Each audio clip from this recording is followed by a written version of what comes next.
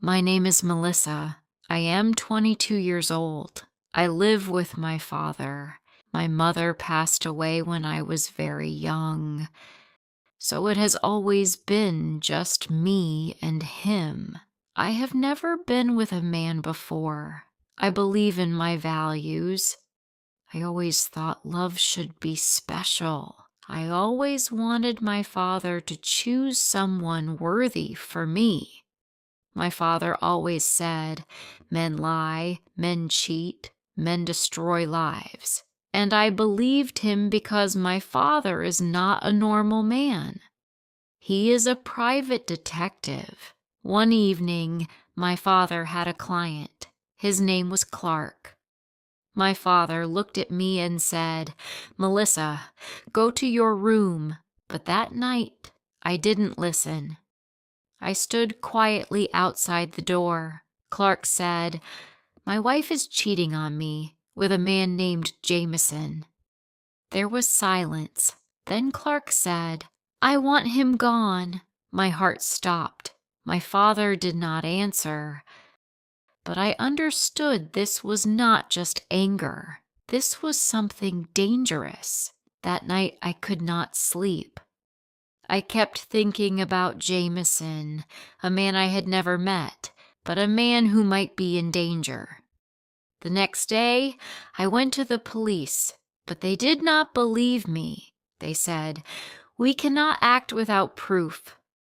I felt helpless, so I made a choice, a stupid choice.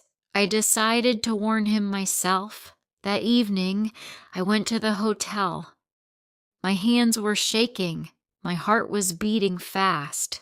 Then I saw him, Jameson. He was dancing with a woman, Clark's wife. Jameson was older, much older, around 60 years old. But there was something about him, calm, powerful, dangerous. I walked toward Jameson. I said, you are in danger. Before he could answer, the door opened with a bang. Clark stood there, his eyes full of anger. His wife ran away quickly. Clark looked around the room. He looked at Jameson, then at me. In that moment, I understood something. If Clark saw the truth, everything would explode. So I did something I never imagined. I stepped closer to Jameson. I held his arm. Then I looked at Clark and said, why are you shouting? We are just talking. Clark's eyes narrowed. He said, who are you? I moved even closer to Jameson. I said, I am his girlfriend. For a second, the world stopped. I could feel Jameson looking at me, but I did not look at him. Clark looked confused. He searched the room, but there was nothing to find. Slowly, Clark left. The door closed. Then, Jameson turned to me. He smiled and said, girlfriend. I stepped back quickly. I said, I just helped you. Jameson looked at me carefully. He said, what is your name? I could not tell him my name. I shook my head.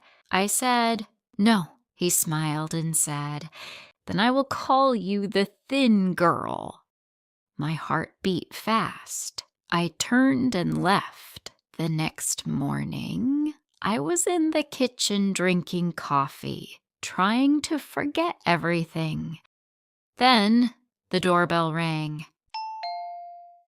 I opened the door. A bouquet of flowers with a card.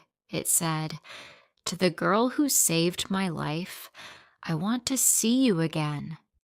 I was surprised. I knew I should not go, but I wanted to.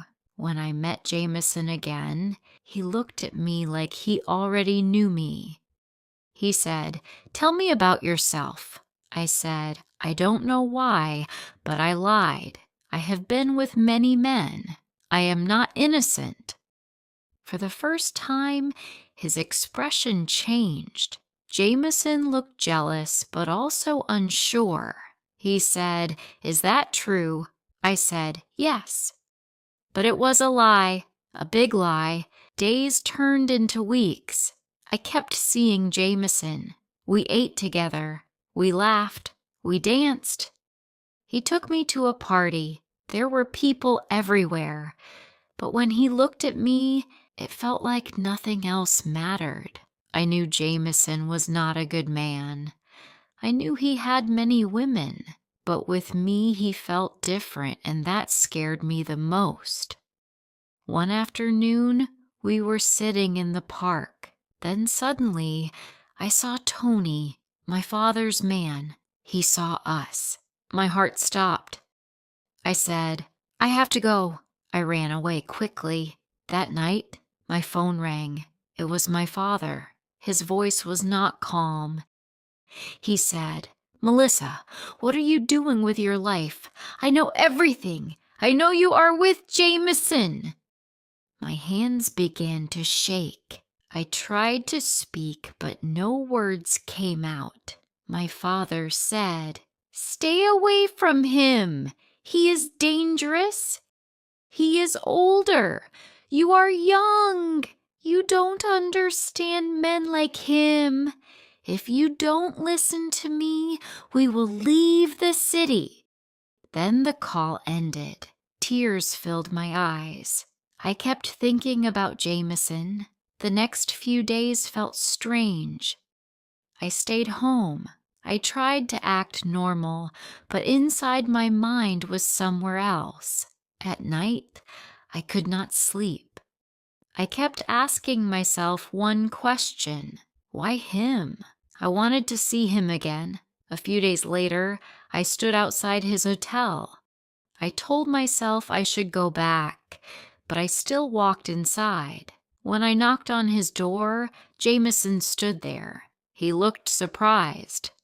For a moment, neither of us spoke. Then he stepped aside. He said, "Come in." A suitcase lay open on the bed. Clothes were inside. I said, "You are really leaving?" Jameson said, "Yes." He did not look at me. That hurt more than anything. I said, "Will you come back?" Jameson shook his head slightly. He said, "I don't know." Then he said, "This was nothing. I don't care about you." My heart broke. He walked toward the door. My eyes were full of tears. I said, "Stop, Jameson. I need to tell you something." Jameson looked at me. I said, "Everything I told you was a lie. I have never been with any man before. I was scared. I didn't want you to think I was weak. I don't know why, but I love you." Then suddenly, Jameson walked back to me. He pulled me into his arms. He said, "You foolish girl." Then he said my name, Melissa. I froze. I said, "How do you know my name?" He smiled and said, "I knew from the beginning I was being followed by your father. I knew who you were, but I wanted to see if you would tell me the truth, and now you did." Jameson touched my face. Then he kissed me, and in that moment, I realized something dangerous. The man my father warned me about was the man I chose anyway.